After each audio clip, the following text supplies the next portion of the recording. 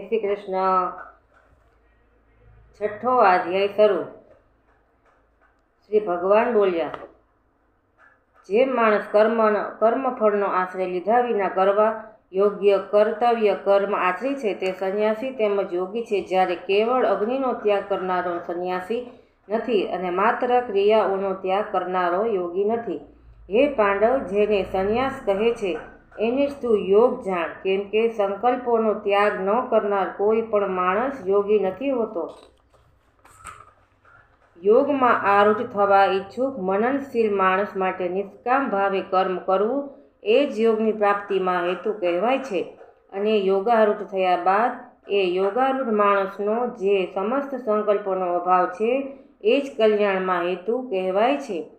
જે વખતે નથી તો ઇન્દ્રિયોના ભોગોમાં આસક્ત થતો કે નથી કર્મોમાંય આસક્ત થતો, તે વખતે સઘળા સંકલ્પોનો ત્યાગી માણસ યોગારૂઢ કહેવાય છે। પોતાના વડે પોતાનો સંસાર સાગરથી ઉદ્ધાર કરે અને પોતાને અધોગતિમાં ન નાખે, કારણ કે માણસ પોતે જ તો પોતાનો મિત્ર છે અને પોતે જ પોતાનો શત્રુ છે।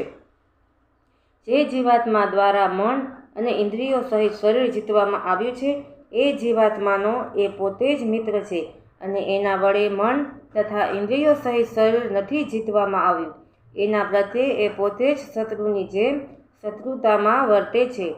ઠંડી ગરમીમાં, સુખ દુઃખાદિમાં તથા માન તેમજ અપમાનમાં જેના અંતઃકરણની વૃત્તિઓ સમ્યક રીતે શાંત છે, એવા સ્વાધીન આત્માવાળા મનુષ્યના જ્ઞાનમાં સચ્ચિદાનંદ ઘન પરમાત્મા સમ્યક પ્રકારે સ્થિત છે, એટલે કે એના જ્ઞાનમાં પરમાત્મા સિવાય બીજું કશું છે જ નહીં।